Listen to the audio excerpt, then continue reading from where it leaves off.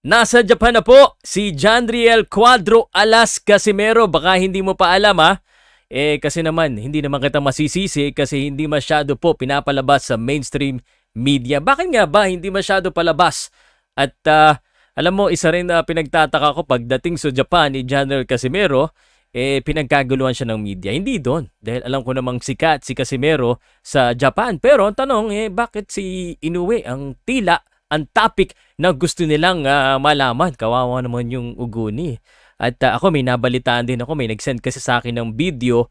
Dito sa video na ito, may binulgar po si Jason Casimero. Alam mo ba kung ano yan? Kung kailan daw yung laban kay Naoya Inoue. Kailan nga kaya? Powercast Sports. If you're new here, don't forget to subscribe and hit the notification bell. This video is presented by sportsplus.ph. Magandang araw po sa inyo lahat at ito na yung Casimero topic natin. Inaabang-abangan natin. Hindi po Sabado ang laban ni Casimero. October 12 po yan. Double check nga natin kung anong araw ba yung October 12. Ang October 12 po ay Thursday. Uulitin ko po, Thursday sa Japan po ang laban kay Uguni. Hindi po kay Casimero ha. At nasa Japan na itong si Casimero. Ito, nakita ko yung picture courtesy of Cuadro Alas, it's my boy. Talaga namang pinagkaguluhan ng mga Japanese media. Pero bakit para sabi sa akin na puro tanong si Inoue? Kawawa naman yung Uguni. Tanongin nyo naman si Uguni. Kasi easy work lang daw si Uguni. Alam mo si Casimero, nag-training po yan dito sa Pilipinas. At bago yan umalis shoutout muna sa mga kanyang kabrad. At nag-celebrate sila yata ng 55th anniversary ang mga taga-Taogama. Anyway, ito yung pinaka-recent na balita. Sinearch ko yan sa Google. 5 days ago, nagsulat ang GMA Network na Jandriel Casimero gives back to his community ahead of clash with Uguni. At pero unfortunately, wala nang ibang balita. Grabe kayo ha. Bakit nyo naman hindi binabalita si Casimero? Buti na lang nandito yung mga vloggers na talagang sumusuporta kay Casimero ha. At ito pong laban niya, hindi lang naman si Casimero lalaban Dapat suportahan din po natin yung iba pong mga Pilipino. Ayan andyan po si Froilan Saludar na sinasabi nga nila main event daw. Hindi po, no? Andyan din si Takeshi Inoue, hindi Pilipino yan. Si Jandriel, si Vince Paras, andyan din si RV Deniega at saka si Gio Santissima. At ang pinag-uusap-usapan ngayon, alam mo kung ano? Ito pa rin yung Inoue versus Casimero. At mamaya bago ko sabihin sa inyo kung ano yung sinabi ni Jason, ni Coach Jason, medyo kasi ako, meron nag-worry ako ng konti, parang naguluhan ako Kasi meron akong alam na dapat ganun na mangyayari, pero hindi pala. So medyo hindi ko alam. So ito po unang-una gusto ko lang pong sabihin na itong laban ni Casimero, I think it's a sure win para kay Casimero. Dapat lang sure win siya dito kasi it is really considered as an activity fight for him. And kumbaga, ang inaasahan po ng iba, baka po malungkot pa rin kayo dito dahil si Jason na mismo ang nagsabi dun po sa papakita kong video, well hindi pala video, screenshot lang,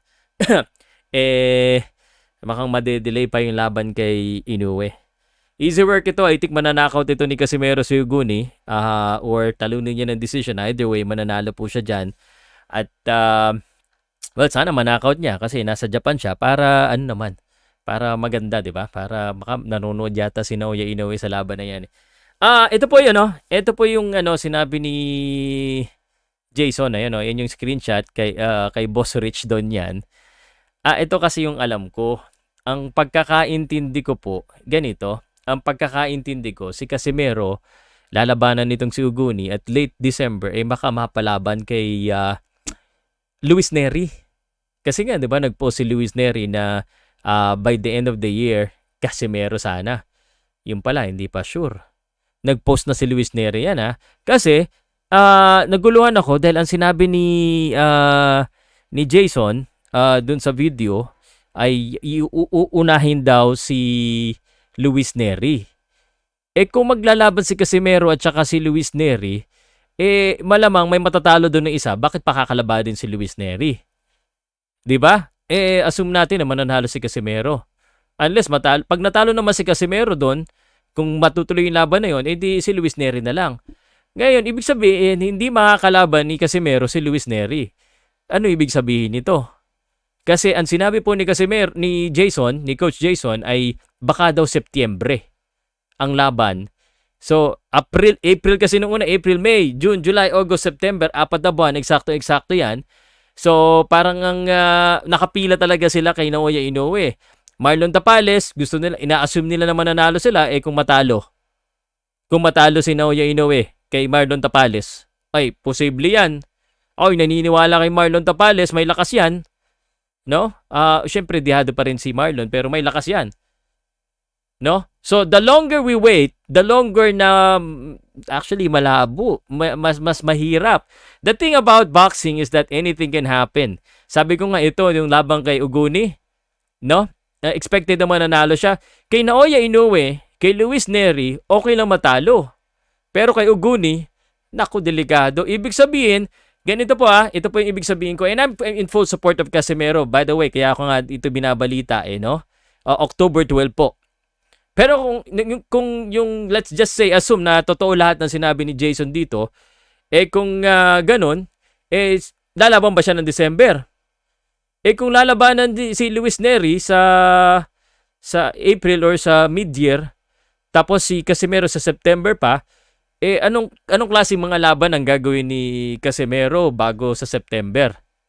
Yan ang tanong. Wala namang ibang matitindi at magagaling dyan sa super bantamweight na worthy of Casimero. Alam naman natin yung kalidad ni Casimero, di ba? Yung gusto natin. Kaya nga, inuwi ang inaano natin by the way, wala pang ads dun sa Sports Plus PH. Tinignan ko, hindi ko pa nakikita. But i-update ko po kayo kung lumabas na yung ads doon. Pero hindi ko na kailangan tingnan. Alam kong lamang na lamang ang ating pambato dito.